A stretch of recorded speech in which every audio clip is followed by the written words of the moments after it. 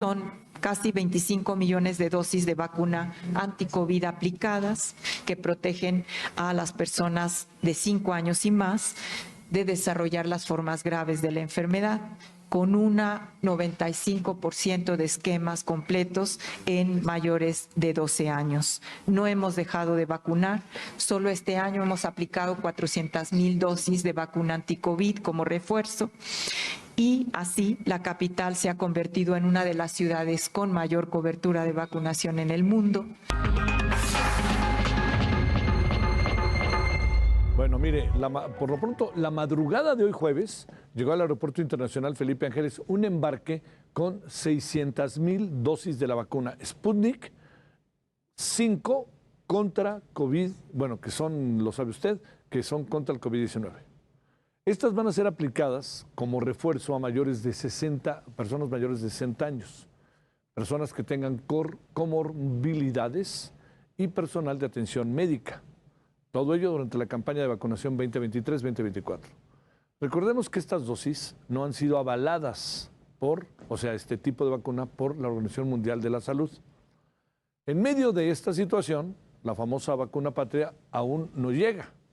El 24 de octubre, el presidente López Obrador arremetió la aplicación de este biológico a finales de noviembre. Sin embargo, la Secretaría de Salud dio a conocer que adquirieron más de 2 millones de dosis de la vacuna rusa Sputnik y de la cubana Abdala, que serán utilizadas para la vacunación que terminará en marzo del próximo año. Incluso México tiene, ahí le va un dato nada grato, a ver qué respuesta hay a esto, tiene el último lugar en cobertura de vacunación entre los países de la OCDE. Bueno, hablemos de esto que es la vacunación, hablemos de la vacuna patria, en qué andamos, y de nuevo saludamos con enorme gusto a Javier Tello, médico cirujano, analista en políticas de salud y autor del libro La tragedia del desabasto. Bueno, Javier, doctor, te saludo con gusto, ¿cómo has estado? Buenas noches. Hola Javier, buenas noches, qué gusto. Gracias. A ver, primera pregunta, hay indicios muy, como no son del todo muy completos ni muy de confianza, de que la vacuna Sputnik y la Abdala no necesariamente está yendo mucha gente a vacunarse. No sé si esto tenga algo que ver con lo que se dice de la vacuna o lo que sucede con ella. ¿Y qué piensas de lo que dice la OCDE de nosotros?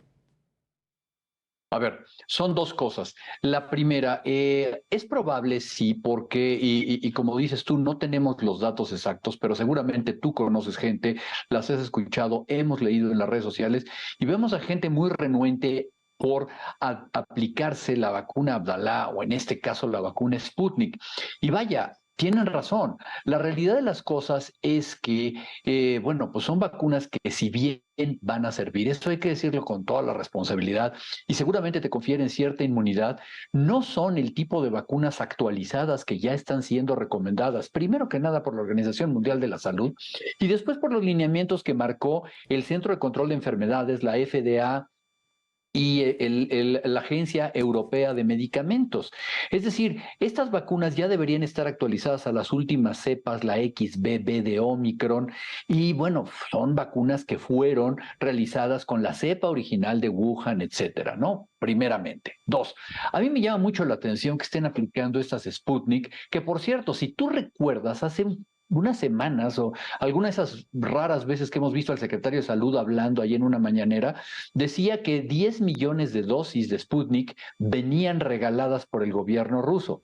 No sé qué signifique eso, pero lo que me llama la atención es que esta vacuna normalmente tiene dos componentes, son, haz de cuenta, como dos tipos de vacuna. Y la segunda parte, y por eso se quedó rezagada en el mundo, no había podido ser producida o no había podido ser avalada por la Organización Mundial de la Salud, pues porque el señor Putin se declaró en guerra y atacó otro país y lo invadió y todo, y no había manera de hacer esta inspección.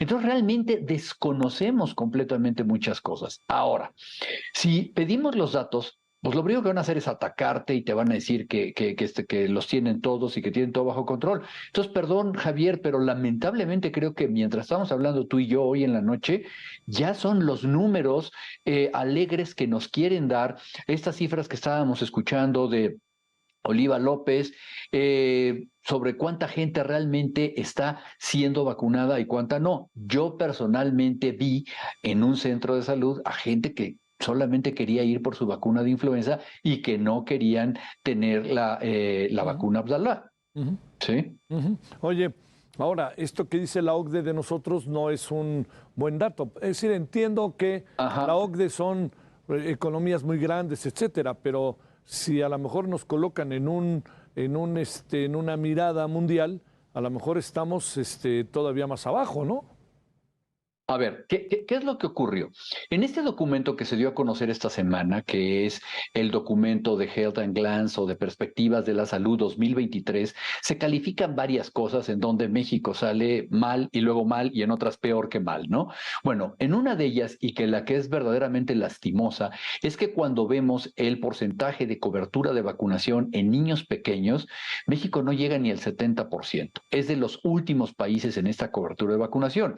Y duele dos veces, Javier, porque primero que nada hay que recordar, y no hay que dejar de insistir en ello, México era campeón en vacunación en el mundo. México lo hacía muy bien. En este famoso tiempo que tanto se ha vituperado, que hablan de neoliberalismo y no sé qué, de la década de los 80 a bien entrada esta década del siglo XXI, de 2012, una cosa así, 2010, hasta 2018, teníamos una excelente cobertura de vacunación y uno de los programas de vacunación más completos en el mundo.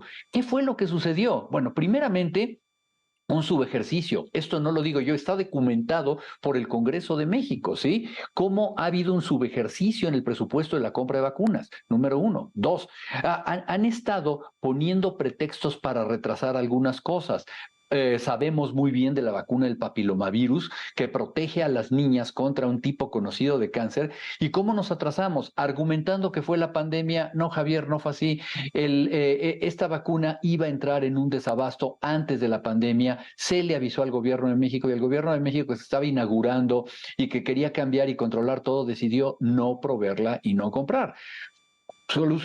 Conclusión, tenemos niñas atrasadas en la vacuna del papilomavirus. Pero es lo mismo, tú tratas de buscar vacuna BCG contra la tuberculosis y los padres de familia no la encuentran por ninguna parte, ¿no? Entonces, bueno, esto ha sido verdaderamente un desorden y te digo, duele dos veces, primero por el lugar en el que nos pone, pero dos, porque veníamos nosotros de ser campeones en vacunación. Oye, ¿qué piensas del proceso que se está siguiendo de temas como la vacuna patria en México, la que iba a producir el gobierno mexicano con HCIT, y qué pasó de los famosos respiradores? ¿Te acuerdas? Se lograron hacer, lograron entrar en acción. Estos dos temas que hoy, digamos, estaríamos ya en tiempo de que de estos dos instrumentos estuvieran aplicándose o estuvieran en nuestro país ya echados a andar. Mira, primero te lo voy a decir muy claro. CONACYT ha demostrado ser una verdadera pifia. La nueva administración que tiene con Álvarez Bulla ha hecho que CONACYT sea una agencia que verdaderamente da risa, ¿no? Promoviendo pseudociencia, peleándose con instituciones privadas, etcétera. En ese contexto, creo que uno de los más grandes errores fue haber, primero que nada, prometido que íbamos a tener una vacuna sin mayor fundamento que las ganas de prometer tener una vacuna. Cuando finalmente, vaya, se contrató a una empresa que se dedica a la fabricación de vacunas veterinarias, vacunas aviarias, y se hizo un trato con una universidad norteamericana para poder tener la técnica y todo. Bueno, hubo muchas promesas, pero es la fecha en que no conocemos los resultados de los estudios clínicos. Eso para empezar. Si no sabemos realmente documentados en escritos cuál es la eficacia, la seguridad y hacia dónde va la vacuna, ¿cómo pretendemos que esta vacuna por lo menos tenga una autorización tan seria como la que hace unas semanas estábamos platicando tú y yo, que por la que tuvieron que pasar las vacunas de Moderna y de Pfizer, ¿sí? ¿Realmente le van a aplicar ese mismo rasero a esta vacuna, que además no va a ser una vacuna con las características que comentábamos hace rato? Primero. Luego, lo más importante, prometer que vas a tener una vacuna no es como prometer hacer pan de hot dogs. realmente se requieren instalaciones muy precisas. Las plantas de vacunación, de fabricación de biológicos tardan años en construirse, requieren inversiones millonarias, requieren certificaciones internacionales. Lo último que supimos es que hace unas semanas COFEPRIS estaba en una visita de supervisión de no sé qué en esa planta. Bueno, no sé si COFEPRIS su papel sea el de supervisar o sea simplemente el de certificar que las medidas están dadas. Pero créeme, te lo digo por experiencia, echar a andar una planta que maneje biológicos y que tenga certificaciones de calidad no es cualquier cosa. Y por último, Javier, producir decenas de millones de dosis para una campaña tan compacta como algún día de este año hasta el mes de marzo, pues no es una cosa fácil. O sea, el tener los insumos, el tener lo que se le llama en farmacéutica el rolling forecast, es decir, el pronóstico de lo que vas a estar fabricando contra lo que vas a estar desplazando, es una labor titánica. No tenemos evidencia que nada de eso se esté haciendo y por lo tanto no tenemos una fecha. Y la prueba es que, bueno, pues esta vacuna que se había prometido para noviembre, pues vaya, vamos a tener el famoso aniversario de la revolución y no tenemos absolutamente nada en concreto. Híjole, híjole, híjole. Oye, a ver, bajo esta perspectiva, en función de lo que viene, ¿no? Que esto es de estas cosas importantes. El famoso mercado de medicinas, Javier, yo creo que ya no quedó porque ni siquiera está en el presupuesto, ¿no? Una partida. Ah, no, pero sí, estoy completamente de acuerdo, ¿no? Eso era una de las últimas ocurrencias y como lo dije aquí, un disparate completamente del señor presidente. Pero ahora, aparentemente, la última información que está saliendo de Birmex es que, bueno, no tienen ellos y no creen que se vaya a completar. Y que quizá eso es lo más triste por patético, Javier. A ver, no estamos hablando ni siquiera de un sesudo sistema de distribución avanzada, ni que se les hayan atorado los robots, los códigos de barras, los sistemas de manejo de inventarios y de fechas de caducidad. No, están hablando de una obra de albañilería en donde se quiere tener un bodegón de metal. Y ni siquiera eso vamos a tener.